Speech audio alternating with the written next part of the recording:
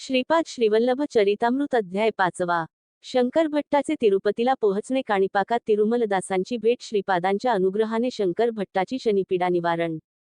मी माझ्या प्रवासात परमपवित्र तिरुपती महाक्षेत्रास आलो. माझ्या मनात केव्हाही न अनुभवलेल्या शांतीचा अनुभव आला.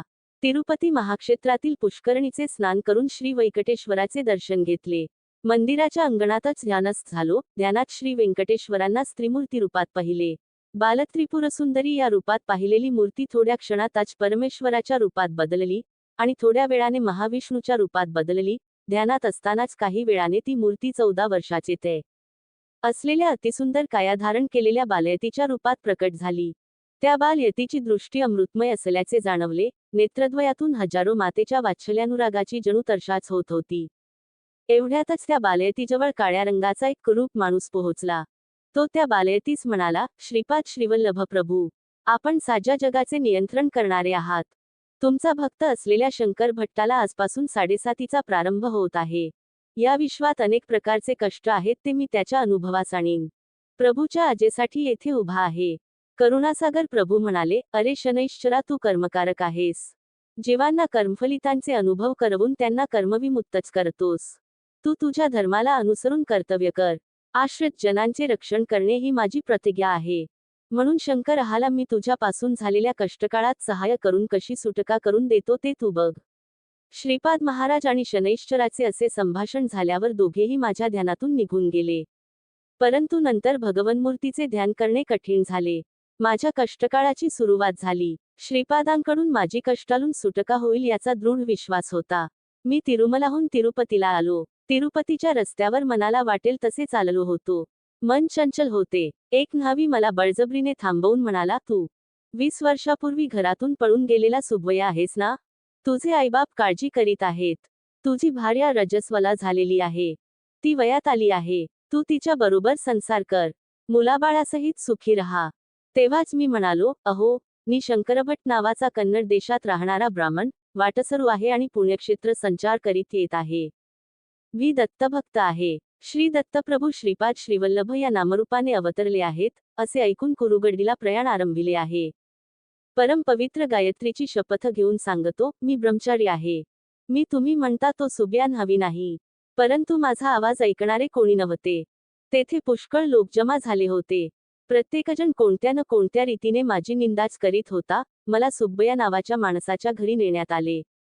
सुब्बय्याचे आई वडील मलाच त्यांचा मुलगा समजून अनेक प्रकारे माझी समजूत घालीत म्हणाले, यापुढे आम्हाला सोडून आऊ नकोस. रजस्वला स्त्रीला सोडून आणे हा महापराध आहे. त्यातील एक माणूस म्हणाला, सुब्बय्या दाढी आणि मिशांनी झाकला गेला आहे. याचे क्षौरकर्म केल्यास पूर्वीची कळा येईल. मी सुब्बय्या नाही असे अनेकदा सांगितले, परंतु माळो ऐकणारे कोणीच नव्हते. बळजबरीने माहोक्षौर कर्म करण्यात आले. गुळगुळीत गुडू केला. दाढी मिशा पण काढून टाकल्या.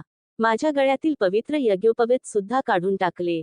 माझ्यासाठी त्यांच्या माहितीतल्या एका भूत वैद्याला बोलावण्यात आले. त्याने चित्रविचित्र अशी वेशभूषा केली होती. त्याच्या भयंकर दृष्टीनेच माझ्या हृदयात कानपरे भरले.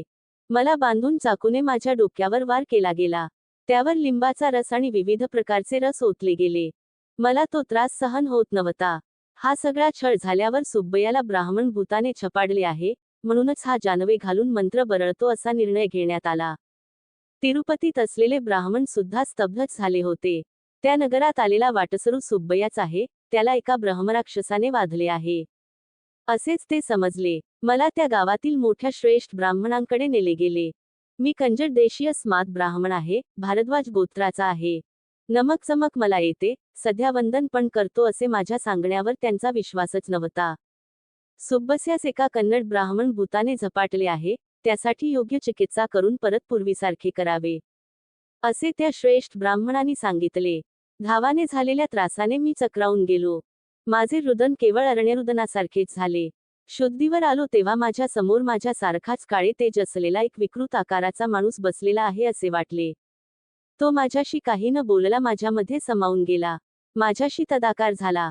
7:30च्या प्रभावाने 7.5 वर्ष माझा कष्टकाळ आहे याची कल्पना मला आली. श्रीपाद श्रीवल्लभच या कष्टाच्या काळात माझे रक्षण करतील असा मला दृढ विश्वास होता. तेवढ्या तापात सुद्धा मी मनात श्रीपाद श्रीवल्लभांचे नामस्मरण करीत होतो. श्रीचरणांचे नामस्मरण केल्याबरोबर माझा त्रास कमी होण्यास सुरुवात झाली. भूतवैद्य मात्र कोंबड्या, बकच्यांची बळी देत चित्रविचित्र पूजा करीत होता.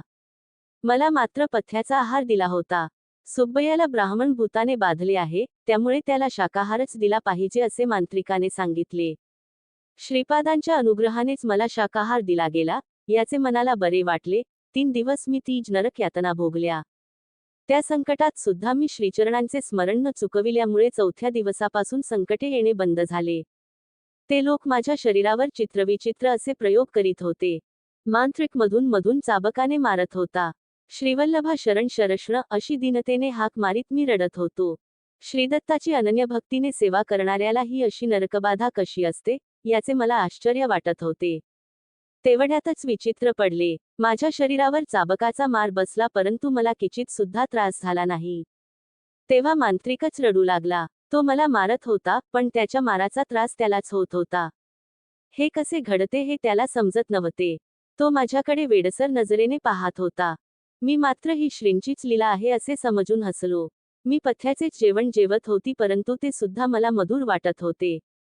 मी पोटभर जेवण्यास सुरुवात केली. जेवण श्रीपादांच्या अनुग्रहाचा प्रसाद समजून जेवत होतो. तो मात्र त्याच्या आवडीचे कोंबड्या बकऱ्या खाल असला तरी त्याला ते विषासारखेच भासत होते. त्याची तब्येत पण क्षीण होत होती. तो मला त्रास देण्याचे सोडून केवळ मंत्र, पूजा वगैरे करून वेळ घालवित होता. माझा इलाज सुरू झाल्यापासून 5व्या दिवशी त्याचे घर जळून गेले. त्या परात अग्नी नव्हताच, तरीसुद्धा सगळ्यांच्या देखतच अग्नी प्रकट झाला आणि क्षणातच सगळे राख झाले. 6व्या दिवशी तो खिन्नतेने सुब्बय्याच्या घरी येऊन म्हणाला. सुब्बय्याला लागलेले ब्राह्मणभूत मांत्रिक होते. त्याने माझ्या घराला मांत्रिक प्रयोगाने दग्ध केले. वेताळ वगैरे अनेक क्षुद्रशक्तींना प्रसन्न करण्यास अनेक प्रकारच्या पूजा कराव्या लागतील, त्यासाठी अधिक धनराशी लागेल, असे त्याने सूचित केले. मंत्रातंत्राचा काहीच उपयोग नव्हता. मात्रिक धनाच्या आशेने असे वागल होता हे मला माहीत होते. विधीचे विधान मानून मान खाली घालून सुब्बय्याच्या पत्नीला माझीच पत्नी म्हणून स्वीकार करण्याची वेळ आल्यास त्याच्यापेक्षा अधिक लाजिरवाणी परिस्थिती काय असणार? त्यापेक्षा मोठा विश्वासघात कोणता असू शकतो, याची मला खंत वाटली. विधी माझ्या जीवनाशी एवढ्या क्रूरतेने का खेळत आहे समजत नव्हते, उलगडत नव्हते. माझे काळीज कापत असल्याचा अनुभव येईल होता. मी सुब्बय्याच्या आई बापांना म्हणालो, माझे माय बाप, तुमच्या सर्व स्थावर संपत्तीची विक्री करून या मांत्रिकाच्या मायाजाळात पडू नका. माझी तब्येत चांगलीच आहे. मी तुम्हाला आई बापासारखेच मानतो. तेवढ्यावरच मला मांत्रिकाकडून मुक्ती मिळाली. सुब्बय्याचे आईवडील अत्यानंदित झाले. त्यांच्या डोळ्यातील आनंद पाहून माझे डोळे पण ओले झाले. परस्त्री मातेसमान असते म्हणून येणाऱ्या संकटातून माझी रक्षा करावी. धर्मभ्रष्ट होऊ देऊ नये, अशी अत्यंत दीनपणे मनातल्या मनातच श्रीपादांची प्रार्थना करीत होतो. माझा इलाज सुरू झाल्यावर 8व्या दिवशी माझी सेवा करणाऱ्या सुब्दस्याच्या पत्नीला बघून म्हणालो, माझ्या बाबतीत तू काय समजतेस? मी खरा सुब्बय्याच आहे यावर तुझा विश्वास आहे का? त्यावर ती म्हणाली, मी 2 वर्षाची असताना माझे लग्न झाले. आता माझे वय 22 वर्ष आहे. आपण माझी पती आहात का नाही ते त्या परमेश्वरालाच माहीत, दुसऱ्या कोणालाही माहीत नाही. जूतन यौवनाल पदार्पण केलेल्या पत्नीस पाहून पुरुष स्थिर राहू शकत नाही. आपण इतका त्रास सहन करीत असताना सुद्धा मला पत्नी या नात्याने स्वीकारले नाही, स्पर्श केला नाही, हे सगळे उत्तम संस्कार असणं ज्यालाच शक्य आहे. तुमच्याविषयी मला कसलीच भावना नाही. मी कुळाचाराला अनुसरून धर्मानेच जीवन कंठायचे ठरवले आहे. आपण माझे पती असल्यास या चरणदासीला सोडून जाऊ नये. माझा नवरा पळून जाऊन 20 वर्षे झाली. माझा विवाह बालपणातच झाला, तो मला नकळतच. या कारणास्तव तुम्ही मला आपली पत्नी म्हणून स्वीकार करू शकता. मी तुमच्या मार्गदर्शनाखालीच राहीन. तुम्ही नेहमी स्मरण करता ते श्रीपाद श्रीवल्लभांचे स्मरण करीन. त्या सद्गुरूंच्या चरणी ह्या जटिल समस्येचे धर्मसंमतीपूर्वक निवारण करावे अशी मी प्रार्थना करीन. तिथे वक्तव्य मला युक्तिसगत असल्यासारखे वाटले. मी म्हणालो, श्रीपाद श्रीवल्लभ साक्षात दत्तप्रभूच आहेत. या कलियुगात त्यांनी अवतार घेतला आहे. प्रस्तुत ते कुरवपुरांतच आहेत. आपल्या भक्तिभावास अनुसरून त्यांचे वर्तन असते. श्रीपाद श्रीवल्लभांना सद्गुरू या रूपाने स्मरण केल्यास सद्गुरूसारखेच अनुभव येतात. परमात्मा या रूपाने स्मरण केल्यास तेच परमात्मा आहेत असे सिद्ध करतात. तू सुद्धा श्रीपाद श्रीवल्लभांचे नामस्मरण कर. अचूक कर्तव्याचा बोध होईल. सगळ्यांना आनंदमय परिणाम लाभतील. त्या दिवशी वाड्यात भविष्य सांगणारा एक माला जंगमाच्या वेशात असलेल्या त्या माणसाकडे ताडपत्री ग्रंथ होते. आमच्या वाड्यातील सर्वजणांना थोड्याच कालावधीत तो फार आदरणीय झाला. त्याला भेटलेल्या सर्व भाविकांना तो भूत भविष्याची माहिती अत्यंत अद्भुत प्रकारे सांगत असे. त्याच्याजवळचे ताडपत्र ग्रंथ हे नाडी ग्रंथ असून त्याला रमलशास्त्र असे नाव होते. त्यातील विषय अचूक असून त्यात सांगितलेल्या घटना बरोबर घडतात असे तो सांगत असे. सुब्बय्याच्या जनकांच्या समजुतीसाठी तो आमच्या घरी सुद्धा आला. माझ्या हातात थोड्या कवड्या देऊन त्या खाली टाकण्यास सांगितल्या.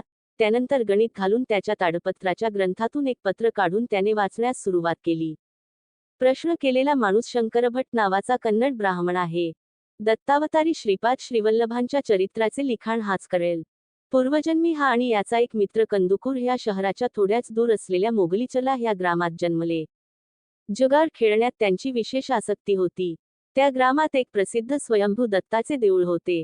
हा श्री दत्त देवालयाच्या अर्चकाच्या भाताच्या रूपात जन्मास आला. मोठ्या भावाच्या अनुपस्थितीत पूजा वगैरे हाच करीत असे. दत्त देवालयाच्या प्रांगणात हा आणि याचा मित्र दोघेही जुगार खेळण्यात मग्न असत.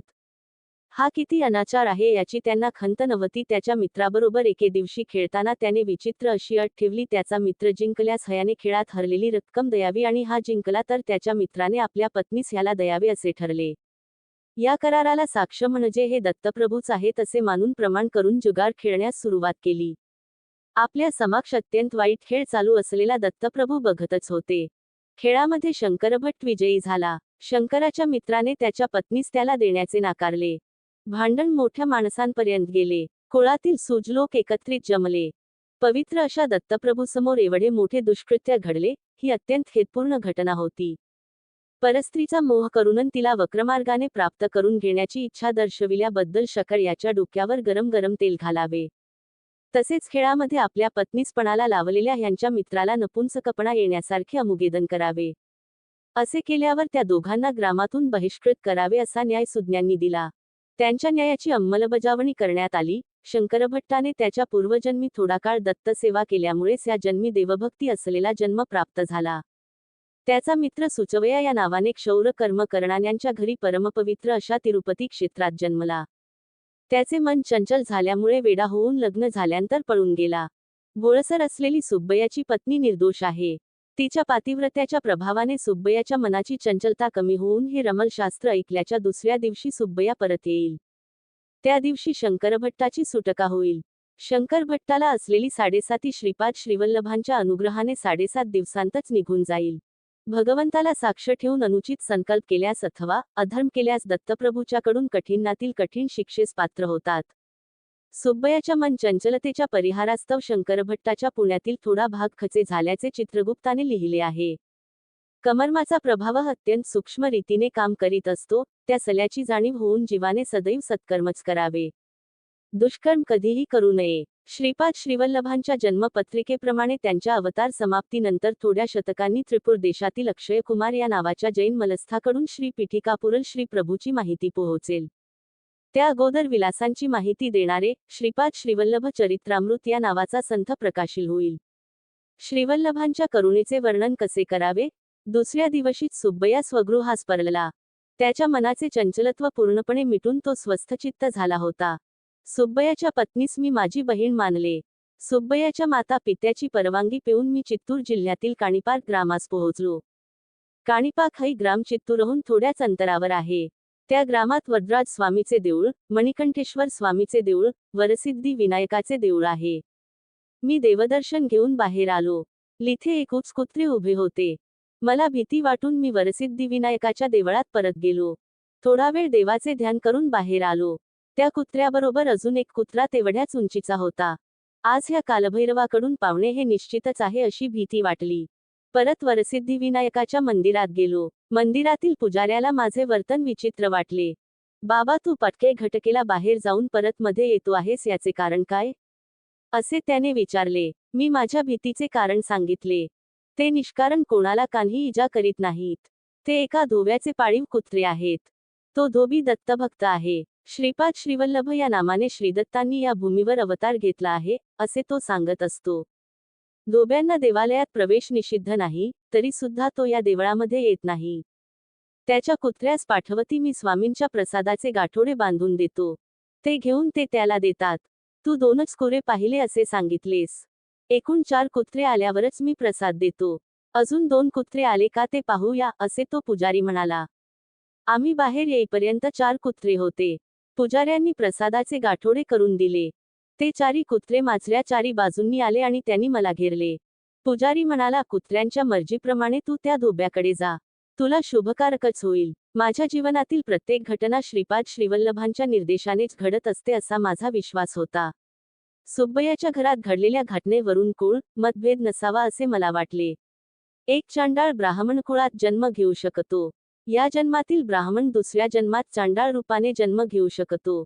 मानत आपण केलेल्या पापपुण्याचे गाठोडे घेऊन जन्मजन्मांतराच्या कर्मप्रवाहात वाहत जात असतो. शंकरभट्ट आणि तिरुमलदासांचा संवाद. मी धोब्याच्या राहत्या गल्लीत आलो. तिरुमलदास असे नाव असलेला तो रजक 70 वर्षाचा म्हातारा होता. तो त्याच्या झोपडीतून बाहेर आला. मी घरात गेल्यावर त्याने मला एका पलंगावर बसवले. ब्राह्मण जन्माचा माझा अहंकार पूर्णपणे गेला होता. श्रीपाद श्रीवल्लभांचे भक्त कोणीही असले तरी मला आत्मीयांसारखेच दिसत होते. वरसिद्धिविनायकाच्या देवळातील प्रसाद तिरुमलदासाने मला खाण्यास दिला. मी प्रसाद ग्रहण केला. नंतर तिरुमलदासाने सांगण्यास सुरुवात केली. आयनविल्लीचे गणपतीच श्रीपाद श्रीवल्लभ म्हणून अवतरले. ते म्हणाले, बाबा, आजचा दिवस माझ्या अत्यंत भाग्याचा आहे.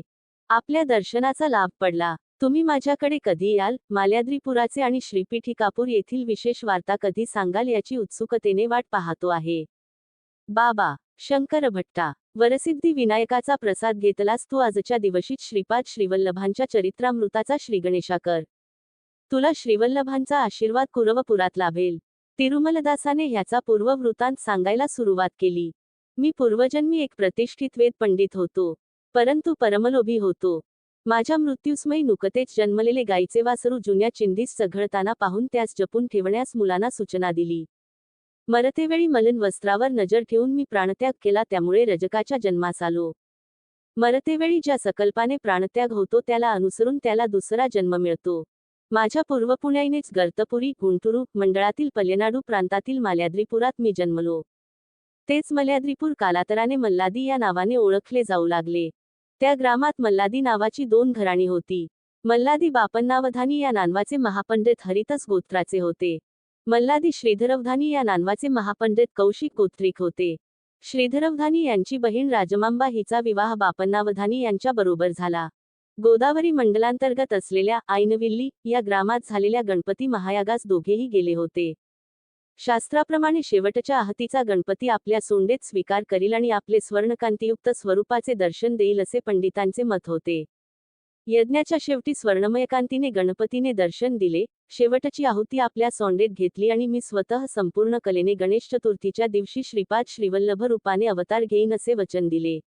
यज्ञास आलेले सगळेच लोक आश्चर्यचकित झाले. त्या सभेत लिधे नास्तिक होते. ते म्हणाले, दिसते ते सगळेच इंद्रजाल आहे की महेंद्रजाल आहे, पण गणपती मात्र नाही. तसे असलेच तर परत एकदा त्याचे दर्शन घडवून आणावे. काणीपूर विनायकाचा महिमा. होमकुंडातील विभूतीने मानवाचा आकार घेतला. त्यानंतर ती महागणपती स्वरूपात रूपांतरित झाली. ते रूप बोलू लागले, मूर्खानो, त्रिपुरासुराच्या वधाच्या वेळी शिवाने, बलिचक्रवर्तीचा निग्रह करण्यापूर्वी तसेच शिवाचे आत्मलिंग घेऊन जाणाऱ्या रावणास विरोध करते वेळी अगवान विष्णूने, महिषासुराचा वध करण्याच्या समयी पार्वतीने, भूभार घेण्यापूर्वी आदिशेषाने, सर्व सिद्धी सिद्ध होण्यापूर्वी सिद्धमुनींनी, प्रपंचावर विजय साधण्याच्या निमित्ताने मन्मथाने, याचप्रमाणे सकल देवतांनी माझी आराधना करूनच अभीष्ट प्राप्त केले. सगळ्या शक्तीचे मीच भांडार आहे. मी सर्वशक्तिमान आहे. राक्षस शक्ती सुद्धा माझ्यामध्येच आहे. सर्व विघ्नकती मीच, सवे विघ्नहती सुद्धा मीच आहे. दत्तात्रेय म्हणजे कोण समजलात? हरिहर पुत्र असलेला धर्मशास्ता तोच. विष्णुरूपात ब्रह्मास्त्र रूप विलीन झाले तेच दत्तरूप होय. धर्मशास्त्रारूपाल गणपती, षण्मुख रूप विलीन झालेले हरिरूप सुद्धा दत्तरूपच आहे. दत्तात्रेय हई सर्वकाळ त्रिमूर्ती स्वरूपच असतात. श्रीपाद श्रीवल्लभ रूपात महागणपती असल्याने गणेश चतुर्थीच्या दिवशीच त्यांचा अवतार होईल. त्यांच्यामध्ये सुब्रह्मण्याचे तत्व असल्याने ते केवळ ज्ञान अवतार म्हणून ओळखले जातील. धर्मशास्त्र तत्वामुळे ते रूप समस्त धर्म, कर्माचे आदी आणि मूळ असे समजले जातील. हा अवतार माता पित्याच्या संयोगाचे फळ नसेल. ज्योतिस्वरूपच मानवाकृतीचे रूप घेईल. श्री गणपती पुढे म्हणाले, मी तुम्हाला शाप देत आहे. सत्यस्वरूप पाहून सुद्धा ते असत्य आहे असे म्हणालात, त्यामुळे तुमच्यापैकी एक आंधळा जन्मेल. सत्यस्वरूपाची प्रशंसा न करता टिंगल केल्यामुळे तुमच्यापैकी एक मुका जन्मेल. एवढा जनसमुदाय निजभक्त त्या सल्याच्या बाबतीत सांगत असता दुर्लक्ष करून न ऐकल्यामुळे तुमच्यापैकी एक बहिरा जन्मेल. तुम्ही तिथे बंधुरूपाने जन्माल. माझ्या स्वयंभू मूर्तीचे दर्शन घेतल्यावरच तुम्ही दोषरहित व्हाल. बाबा, ते तिघेही या काणीपुरात भावंडाच्या रूपात जन्मले. त्रिमूर्तींना दूषण दिल्यास घोर अनर्थ होतो. ही 3 भावंडे 1 एकर जमिनीत याच ग्रामात उत्पन्न काढीत असत. त्या शेतात पायथ्याला एक विहीर होती. मोटेच्या सहाय्याने पिकांना पाणी देण्याची सोय केली होती. एका वर्षी दुष्काळ पडला. अमिनीतील पाणी वाळून गेले. एके दिवशी विहिरीत असलेले पाणी सारे खर्च झाले. फावडा घेऊन तिघेही वाळू काढण्याच्या प्रयत्नात होते. त्या पाण्याखालील भागात असलेल्या दगडावर फावहा लागून रक्ताचा फवारा वर आला. रक्त हाताला लागल्याने मुक्याला वाचा फुटली. पाणीसुद्धा विहिरीत यथाविधी अडू लागले. पाण्याच्या स्पर्शाने बहिण्याचा दोष गेला. तिसऱ्या आंधळ्याने त्या पाण्यातील दगडाला स्पर्श केल्यामुळे त्याचे अधत्व नाहीसे झाले. त्या स्वयंभू विनायकाच्या दगडी मूर्तीच्या डोक्यावर फावडा लागून रक्तस्त्रावास आरंभ झाला. ती स्वयंभू मूर्ती बाहेर काढण्यात आली. त्या वरसिद्धी विनायकाची प्रतिष्ठापना करण्यास सत्यऋषीश्वर असे नामांतर झालेले बापन्नावधानी आणि त्यांचा मेव्हणा श्रीधरावधानी या ग्रामास आले होते. वरसिद्धी विनायक त्यांना म्हणाले, महाभूमीमधून या लोकात आलो. पृथ्वीतत्वावर अवतार घेतला. हैतत्व कालांतराने अनेक रूपांत रूपांतर होईल. जलतत्वात, अग्नितत्वात, वायुतत्वात, आकाशतत्वात माझे अवतरण झालेलेच आहे. आयनविल्लीमध्ये तुम्ही केलेल्या महायज्ञातील अस्मानेच हे रूप धारण केले. नंतरच्या कर्तव्याचे आदेश देतो. श्रीशैल्यामध्ये कळा कमी आहे. सूर्यमंडळातील तेजाचा तेथे शक्तिपात केला पाहिजे. तुम्ही श्रीशैल्यामध्ये शक्तिपात केल्याच्या दिवशीच गोकर्णामध्ये, काशीमध्ये, बदरीमध्ये, केदारामध्ये एकाच वेळी माझ्या विशेष अनुग्रहाने शक्तिपात होईल. श्रीपाद श्रीवल्लभांच्या अवतरणाचा समय निकट येत आहे. श्रीधरा, तुझ्या घरचे नाव श्रीपाद म्हणून बदलत आहे. कौशिक गोत्रिक तुमचे वंशज आजपासून श्रीपाद या आडनावाने ओळखले जातील. बाबा, शंकरा, मल्यादीपुरातून सत्यऋषीश्वर आणि श्रीधर पंडित पिठिकापुरात निवास करण्यास गेले. मी श्रीपाद श्रीवल्लभच्या अनेक बाललीला पाहिल्या. उद्या मी तुला त्या सविस्तर सांगेन. माझ्या पहिल्या बायकोपासून मला एक मुलगा झाला. त्याचे नाव रविदास आहे. तो कुरवपुरात राहत आहे. श्रीपादाची यथामतीने सेवा करीत असतो. मी श्रीपाद प्रभूंच्या आजेनुसार काणीपुरातच दुसऱ्या पत्नी आणि मुलाबरोबर कुलवृत्तीला अनुसरून राहत आहे. तू श्री पिठिकापुरात अनेक महानुभावांना भेटशील. वैकटप्पया श्रेष्ठी नावाच्या व्यक्तीस भेटशील तेव्हा अनेक महत्त्वाच्या विषयाबद्दल माहिती मिळेल. श्री श्रेष्ठींना श्रीपाद प्रभू, व्यंकटप्पया श्रेष्ठी या टोपण नावाने हाक मारीत असत. श्री श्रेष्ठींच्या वंशावर श्रीपादांचा अभयहस्त आहे. वत्सवाय असे उपनाम असलेल्या नरसिंहवर्मांना सुद्धा भेट. त्यांचा श्रीपादांशी घनिष्ठ संबंध आहे. तुझ्याकडून रचल्या जाणाऱ्या श्रीपादांच्या चरित्रास श्रीचरणांचा आशीर्वाद लाभेल. तू लिहिलेल्या यथाखेरीज दुसरा कोणताही ग्रंथ श्रीपादांचे चरित्र संपूर्ण रीतीने माहिती देणारा असणार नाही, ही श्रीचरणांची आजा आहे. अशा रीतीने शंकर भट्टाचे तिरुपतीला पोहचणे, काणिपाकात तिरुमलदासांची भेट, श्रीपादांच्या अनुग्रहाने शंकर भट्टाची शनिपीडा निवारण नावाचा अध्याय 5वा समाप्त. हारे नमो, हारे नमो. श्रीपाद श्रीवल्लभाचा जय जयकार असो.